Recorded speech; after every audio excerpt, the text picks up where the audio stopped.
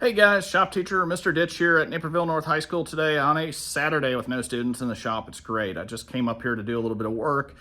I don't know when you're seeing this, but thanks for coming back to the channel or being new to the channel. It's been a while since I've posted, but you're gonna find a lot of new posts coming up. We've got some good projects. We've got an Eclipse. We've got a Trailblazer SS with the 6-liter. What else do we have? I've got a couple of other oddball little things going on back there. Oh yeah, Lunch Money, the S10 pickup is coming back, and it's gonna come back in a whole new configuration this year. We've got yet another New Edge Mustang that's going to go from V6 to a 302 pushrod V8.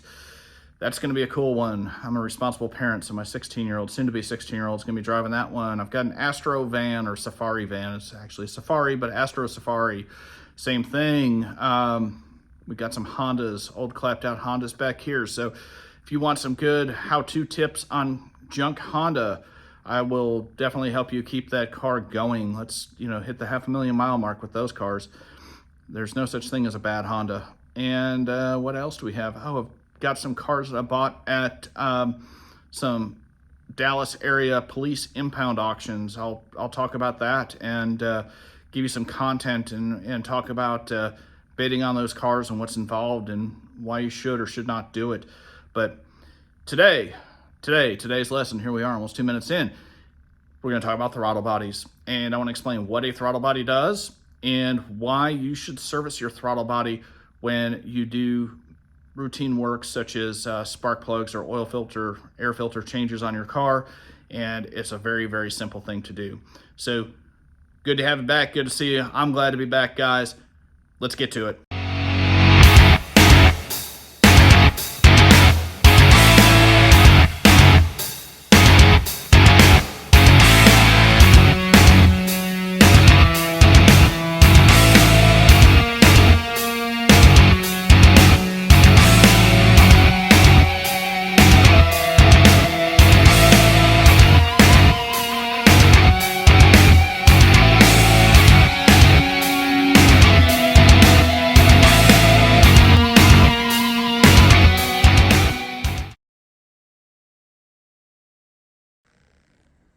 Okay, as I promised, we're going to talk throttle bodies today. And all of your modern cars, nobody really has a carburetor anymore, but we do have this thing called a throttle body.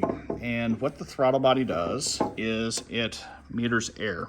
So when you hit the gas pedal, this butterfly valve opens up and allows air to enter into the intake plenum. And then air comes down these runners into the cylinder head. And then you'll have fuel injectors, and the fuel injectors are going to spray a mist of fuel, atomized mist. So what that means is think of like hairspray or something like that, some type of aerosol where it's that mist, cologne, that's atomization, okay? So air comes in here, goes down your runners, and then atomized fuel and air enter the combustion chamber. But we're going to focus on this part, how the air gets in. This is off of a 95 Eclipse 420A engine. So that what I mean by the 420A is in that particular car, there were two engine types. The 420A was the basic 140 horsepower. Everybody really wants the 4G63 engine. That's the one with the turbocharger on it, and it makes unlimited amounts of horsepower. They're really good engines. But this is just the basic, simple engine, okay? On the Trailblazer, if you watch the Trailblazer video on the engine pre-surgical removal, I talked about the throttle body being a drive-by-wire, meaning that it's electronic. When you hit the gas, there's an electronic motor or servo in here that opens it up. This particular one is a drive-by cable. It's 1995. Most cars after the mid-2000s had an electronic throttle body, okay? This one does not, has a spring on it, so you hit the gas, it just clicks back, okay? So we have a couple of things on it. There's a throttle position sensor.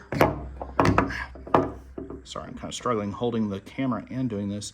So you have a throttle position sensor and an air idle control valve on these, okay?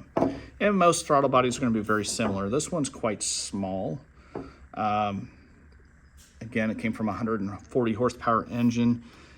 One way, if you want to increase your power, you can swap these out for something bigger.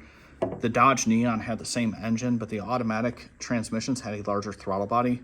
So we're going to go with that on this new engine. It'll gain a little bit of horsepower. Okay, right here, that goes to the idle air control valve, so this thing just opens and closes. Now, when you start getting a weird idle, sometimes this IAC, idle air control valve, will go bad. They're usually pretty simple to replace. So you'll get a check engine code, depending on what your make and model is. It could just be this. Throttle position sensor, this car's a manual shift, but sometimes on your automatic cars, if the TPS sensor is off, the car may not be shifting correctly, okay? So keep that in mind. They're both on the throttle body. They're super easy to do. But I want to talk a little bit about maintenance on these things, all right? Maintenance on them is very important, keeping them clean. You can see that, like, my hands are filthy. And it's not the outside that matters. It's what's on the inside that counts. And that's not just a cliche. That's true. So you can clean this up on the inside or outside, okay? And I'll take this over to the area to do this in just a second. But on the outside, we can just pull the air tube off here and just clean this part out, and that'll clean it up a little bit. You know, what happens sometimes is we get gunk and sludge in there, and then either we're limiting the airflow in, or this thing is not making a completely closed seal, and we're just kind of having some issues there, all right? Now, this is where this one gets kind of squirrely. About every 40,000 miles, it's not a bad idea to clean one of these things out. This one could have been cleaned so simply because it was just a 2-bolt throttle body. 1 bolt at the top, 1 bolt at the bottom. This thing pops off, and then all you have to do is spray some type of throttle body cleaner that they sell at the auto parts store for, $5, and just clean that thing out. Now, if you have a drive-by-wire, don't mess with this throttle blade. Be very careful because it's factory calibrated and you can throw it off. But don't be scared just to spray it with some cleaner, and I'll show you how that works in just a second, okay? We look in here in this air intake plenum, it's just carboned up. We've got this EGR port here that's completely clogged up. So all this stuff was probably making this car run really bad. And my guess is, I'm sure it had a check engine light on because just nothing, these sensors were all plugged, nothing was working. And there's no way it was going to pass emissions control just with all the stuff it had happening to it. So keep the stuff clean. I mean, you can, especially now with the way car inventory is low, prices are high, and auto parts, here's the other thing, even if you can pay the high prices for some of the car parts, there's not a lot out there right now. So keep your car running, keep it in good shape. But give me a second. I want to grab some throttle body cleaner here and just kind of show you how to clean this up. It's a simple task, and you can do this with this piece still on the car. You don't have to take it totally off the car. You'll just unbolt it from the plenum, and that's it. So give me a moment. I want to grab that out of the cabinet and get to a place where we can do this, and I'll show you how to clean it. All right, so I've got the throttle body, and what I've done is I put on a little oil disposal thing.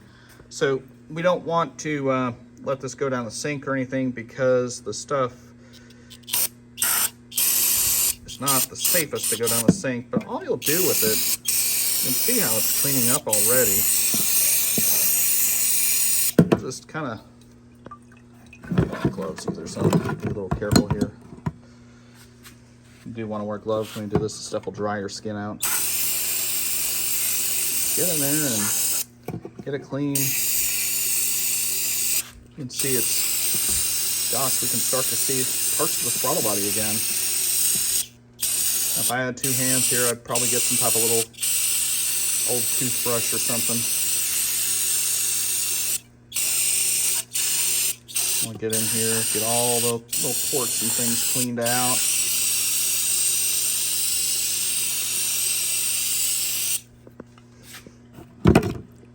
This one is starting to come clean. This is just super caked on. I mean, this is thick, but it's breaking up. You know, I may just let it soak here.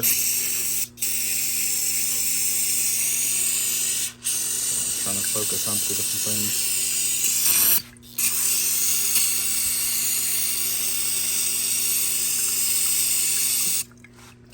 Yeah, I can start to see silver again. There it is. So it's cleaning up. So I'm not going to go through the whole thing. I think you get the point. It's important to do this. Keep that car running good. Make sure you pass emissions. Some of this